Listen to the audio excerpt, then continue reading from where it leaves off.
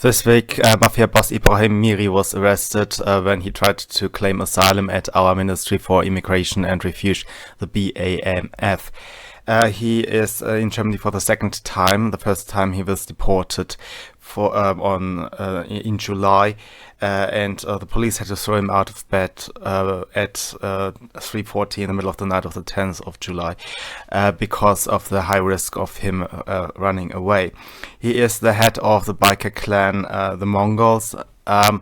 I call that a mafia because they are in the very same businesses and have the same structures as your Italian mafia or Mexican mafia. They are into drugs, they are into prostitution and all those things that you would normally associate with the word mafia.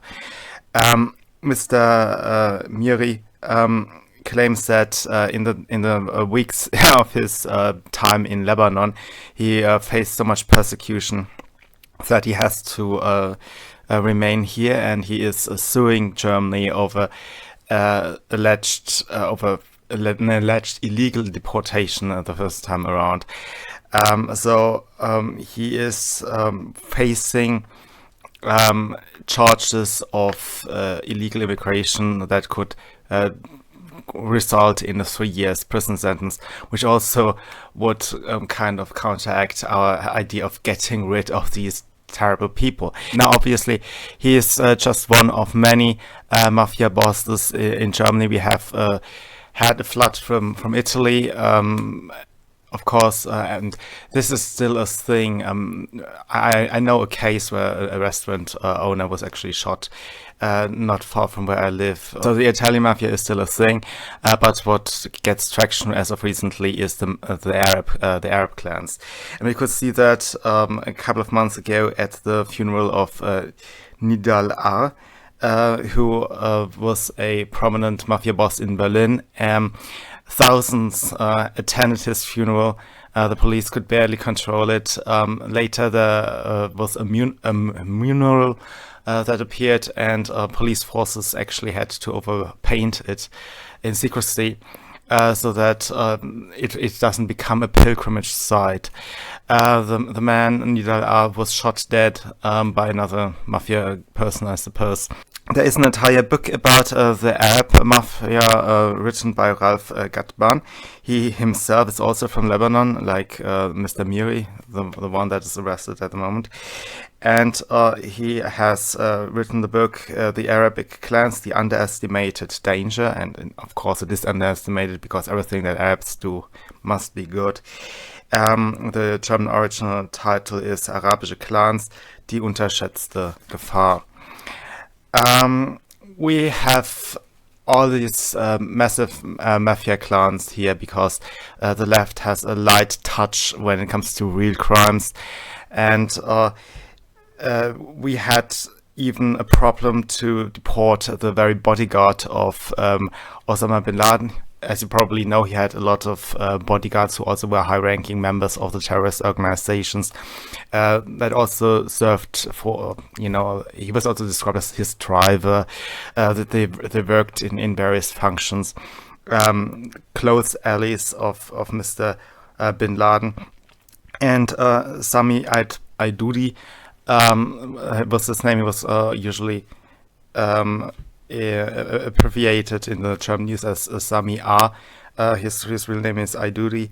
He was living on the dole after the 9/11 attack for many years, and then his lawyer, Seda Basay-Yildiz, she got him a court injunction that would have even affected the deportation to stop when he was sitting in the plane. That caused a huge outrage back then, and later some hate faxes were sent to this very lawyer.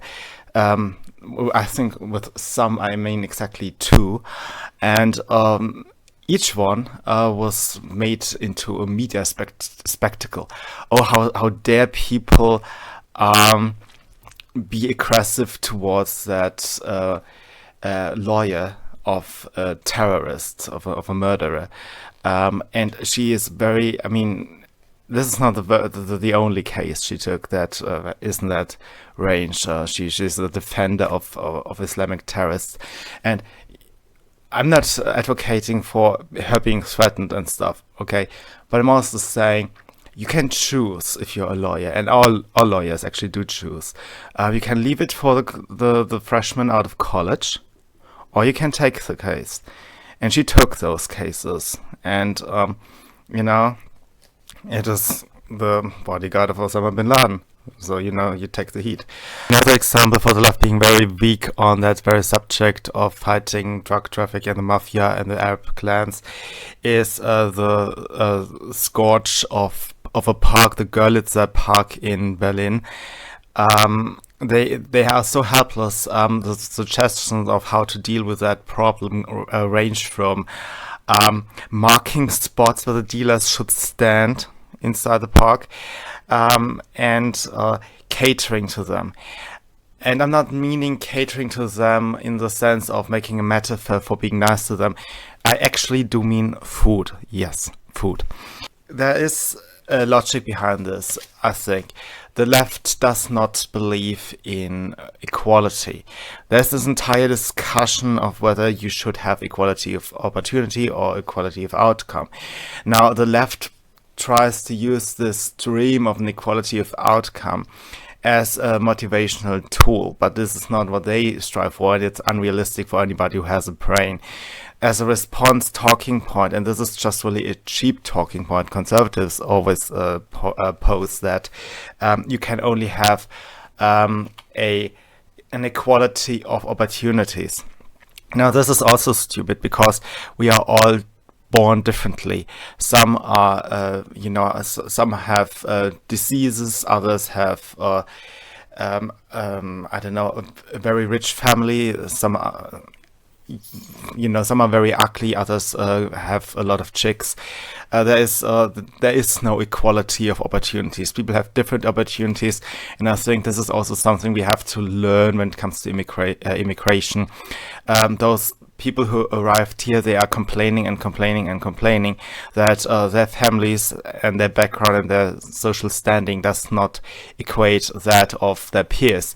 Well, but this is because you are new and your families have never been that well off before. What you usually need to become happy is not equality, it is just the chance to improve your life. This is usually cut out of the discussion, and when they say equality, they usually mean they want preferential treatment.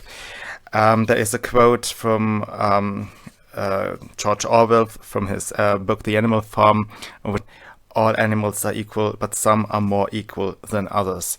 So there's this drive to get some preferential treatment, and for that the left needs an army of potentially violent people. They need this revolution and so on. And you can undermine civilization if you give a free pass to a certain group of people, no matter what. And this is also the reason why the US Democrats focus so much on illegal immigration. You notice that Ann Coulter has a lot of trouble to explain to Republicans, no, we actually do want less immigration. It is not just about illegal immigration, of course that's the first thing to cut back on, but it's not just about law enforcement, it's also about having fewer people. And this is a change in law that we in a democracy can ask for, because democracy is about us giving ourselves our laws. And of course, there's also this entanglement between Mafia and the elites on the top level of the left-wing hierarchy. You know that from the Clintons. I do not want to speculate on the Clinton body count, but I also do not dismiss it entirely. There is some, let's say, it smells a lot like an involvement in with the drug mafia. Okay, would a war be racist if it were not for some interest, of the mafia? And there are a lot of left-wing platform points, like legalizing prostitution. And you also notice how their arguments become really weird when they try to talk about their mafia policy proposals in their platform. Then suddenly they are pro-market, but they seem to get the market forces completely wrong. For example, prostitution becomes an empowerment that is a business like any other and that frees women. And you notice that the drug market would dry up when you deregulate it. So suddenly, taking out the risk, and that is an additional psychological cost. If you take down the risk and make it cheaper, the demand does not increase but decrease because it would be less cool. That's their explanation. They also claim that because it becomes less cool, the margin would somehow disappear altogether, and it would somehow push the mafia out of the business. This is insane. The mafia always needed something to launder money. Indeed, we do actually have this word money laundry because Al Capone built legal laundrettes. And if you legalize a part of the mafia business, all it does is it makes it easier for these people who have already established their ways of distributing their drugs and to procure their drugs. It makes it easier for them to just hide their crimes. All you do is to expand the market and make it easier for the mafia. And then there was this issue of the Hillary Victory Fund, the Clinton Victory Fund, if you remember. I wondered how that was so little discussed during the 2016 elections.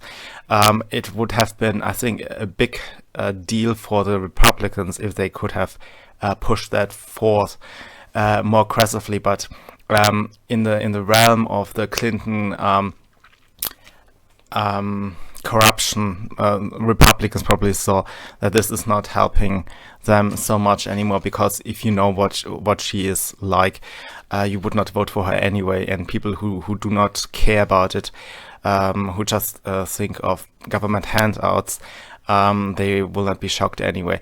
So this somehow did not really make it on the big news, but I think it should have. The very campaign finances that the left clamors for decades were actually too much for Hillary Clinton, and so she set up this Hillary Victory Fund. This allowed her to collect money from big donors, and then she funneled those money streams into the regional offices of the Democratic parties, the state accounts, and it touched it, I think, for a day or so, and then it was sucked back from these various accounts into the DNC, and later it was then channeled into her campaign. And this is so sophisticated, and she pulled it up so quickly that you can tell this woman is surrounded by people who know how to launder money. And of course, a substantial amount of left-wing talking points, legalizing marijuana, and so on, they come directly from the mutual support of the mafia. It is well documented from the JFK area, but it persists until today. As you know, Carlo Slim, one of the richest men in Mexico, has bought a sizable share of the New York Times. And this is why the wall is racist, for example.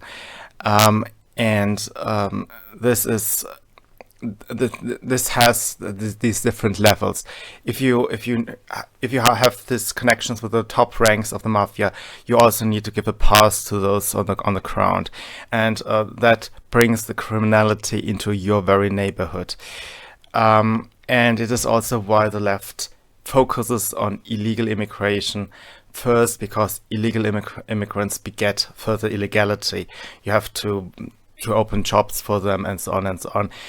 In one way or another, we all become a bit part of it. We all become an insider of this illegality, and this is what the left can then use as a club and say, you have broken the law.